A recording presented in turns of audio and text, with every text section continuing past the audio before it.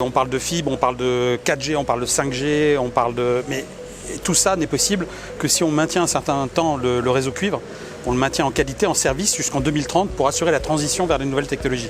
Donc ce qu'on vient d'annoncer aujourd'hui, c'est quelque chose qui a l'air d'être anecdotique, mais qui en fait est essentiel. C'est une charte, effectivement, qui lie une association, la MRF, les maires ruraux de France, et Orange, pour assurer, pour faciliter l'entretien du réseau cuivre, et sur une question qui est assez opérationnelle, mais très concrète, qui est l'élagage. Très régulièrement, des arbres tombent sur nos poteaux, font tomber les fils. Ça provoque des inquiétudes chez nos concitoyens parce qu'ils ont l'impression qu'un fil qui pend sur lequel un arbre est tombé implique nécessairement une panne, ce qui n'est pas toujours le cas, mais en tout cas il faut les rassurer. Et puis parfois ça peut effectivement provoquer une panne, et donc à ce moment-là il faut intervenir. Donc cette charte, c'est l'organisation d'un système qui associe les collectivités, les maires sur le terrain, les gens, les habitants sur le terrain, leurs élus sur le terrain et l'opérateur Orange, pour que lorsque un arbre tombe sur un poteau, un fil pend, ils nous préviennent. Et puis qu'on puisse intervenir, mais qu'on puisse intervenir en ayant parfaitement conscience de l'importance et de l'urgence de l'intervention.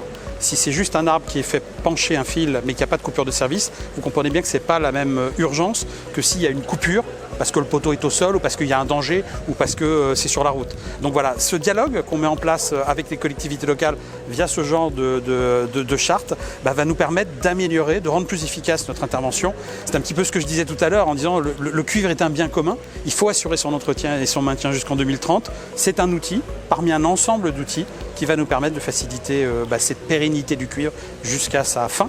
En 2018, on consacrait 478 millions d'euros par an à l'entretien du cuivre, 500 millions d'euros aujourd'hui. Mais ces 500 millions d'euros, ils entretiennent un nombre de paires de cuivre, un nombre de lignes qui est beaucoup plus réduit que ce qu'il était en 2018.